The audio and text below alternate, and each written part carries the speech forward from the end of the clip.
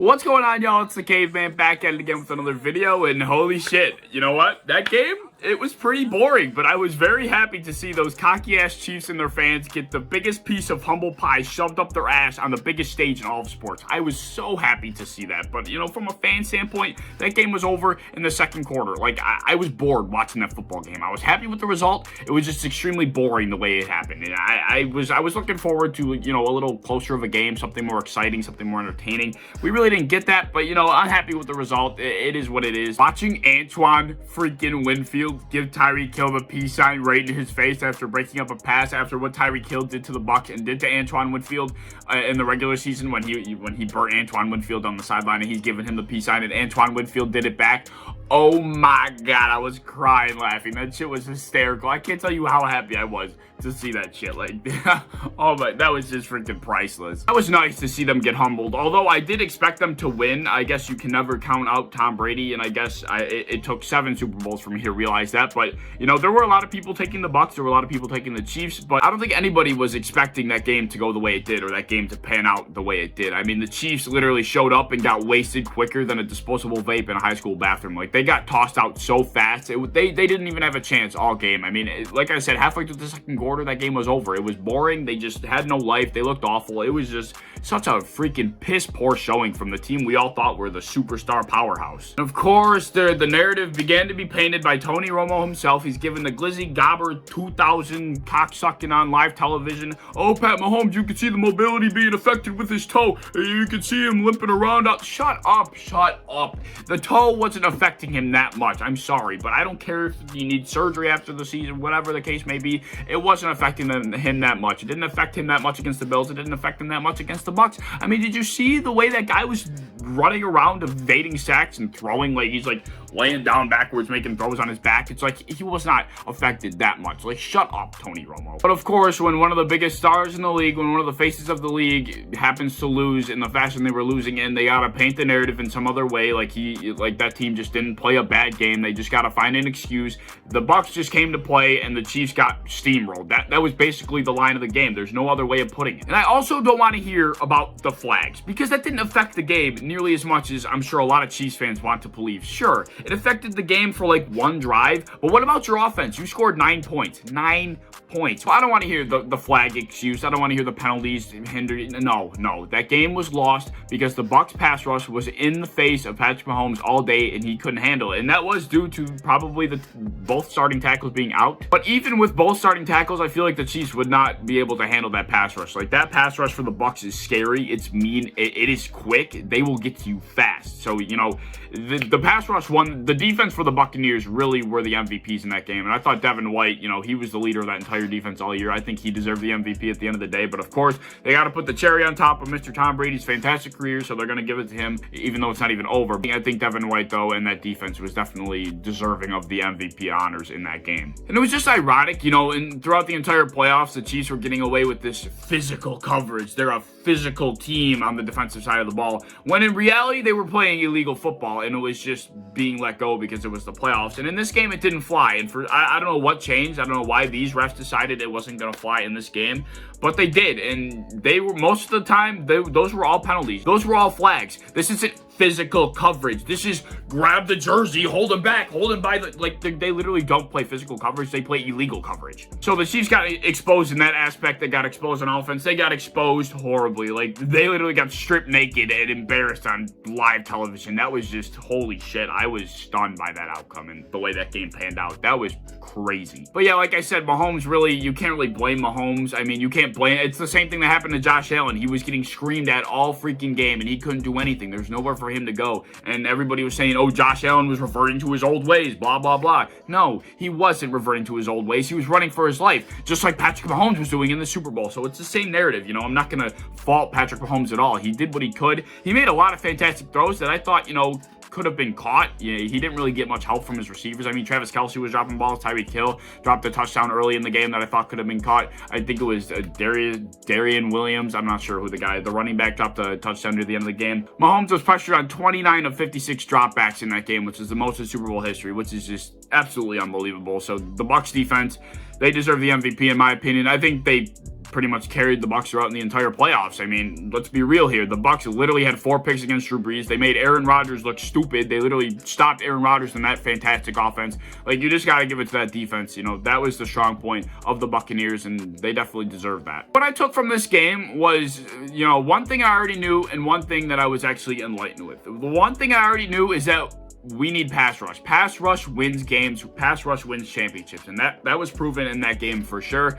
We don't have pass rush. I don't care what any of these experts say. Oh, we were one of the best pass rushing teams in the NFL. Statistically, Jerry Hughes was right. I don't care. I don't care. Our pass rush wasn't there when it had to be, and I'm sorry, that's just what it is. We are gonna have to address that, and I just don't care. All these experts that are claiming that the pass rush was good this year, it wasn't, and it wasn't good in the playoffs when we needed it to be. We had 5 sacks in the playoffs.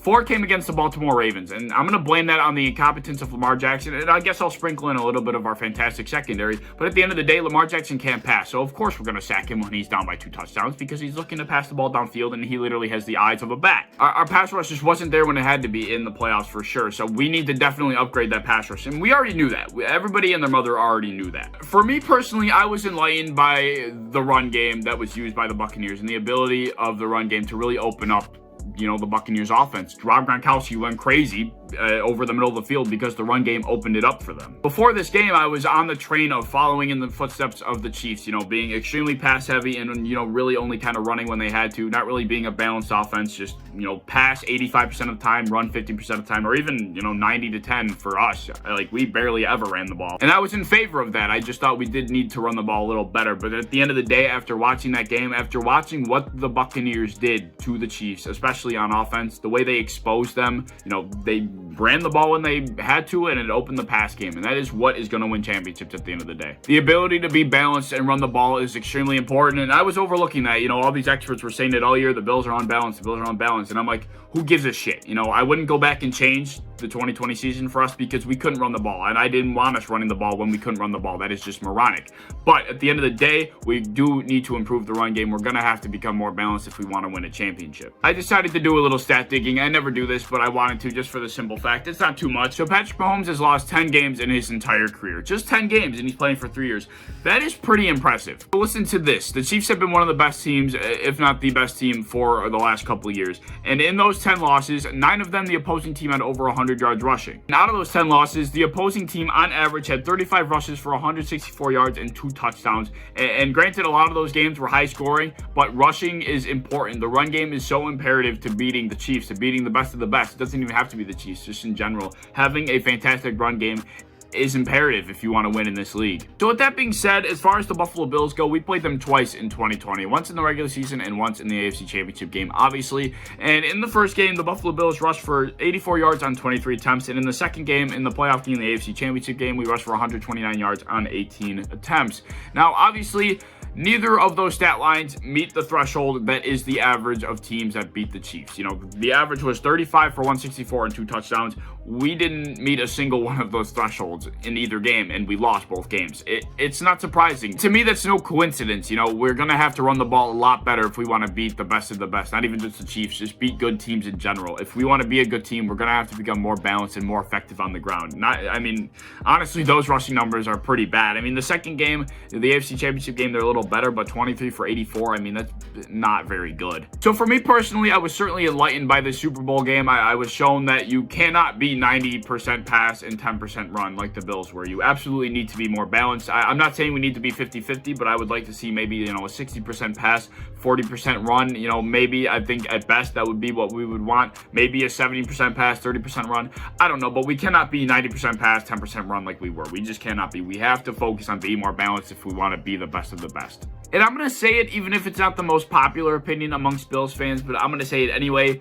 Maybe losing in the AFC Championship game was a blessing in disguise, because I think it probably would have went similar if the Bills were playing against the Bucs instead of the Chiefs. I really think we probably would have lost the same exact way. I mean, the Chiefs got exposed in every aspect of the game that the Bills have been getting exposed at all season. The Chiefs could not stop the run, which opened the play-action game. The Chiefs could not get to Tom Brady, which is absolutely imperative when playing against Tom Brady. The only way to beat him is to get pressure on him, and the Chiefs did not get any pressure on Tom Brady whatsoever. And the Chiefs were super one-dimensional in that game. Even before they got down by a lot, they just were super one-dimensional in that game, and the Bills are just notorious for being one-dimensional. That was literally our game all season, just pass, pass, pass. So I just feel like if we were playing against the Bucs, we would have gotten exposed in the same similar fashion that the Chiefs did, and it just wouldn't have been pretty. And then the narrative would have been, oh, the Bills are 0 for 5 in Super Bowls. The Bills just got beat by Tom Brady after he just left the division, and then they beat him again, and Tom Brady's the Bills' father, Tom Brady this, Tom Brady that. It just would have been sickening. I think it was a blessing in disguise. Bills fans would not have been able to get over this one.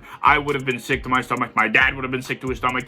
Nobody would have been able to handle a type of loss like that to Tom Brady after he leaves the division, like in the Super Bowl. It just would have been a bloody ass narrative. Nobody in Buffalo would be able to sleep after that. Like, maybe the football gods were doing us a favor. Like, this was a blessing. Maybe it was a blessing in disguise to lose that AFC Championship game, because that just, to me, that just, oh, what a nightmare. Let me know what you thought of the game. Let me know what you think of the video. I want to know your thoughts down below. Like I said, as a Bills fan, I think a lot of us were very happy to see those Chiefs get humble pie shoved far up their asshole. Like, that was freaking great to see. I was more than happy with the result. I just wish it was more of an entertaining game. But nevertheless, I want to know your thoughts down below. If you enjoyed the video, like, subscribe, do all that fun stuff. And if you want to hit that bell to be notified when I upload, if you want to go follow me on Twitter as well, I would appreciate that. But anyways, I hope to see you in the next one. Peace.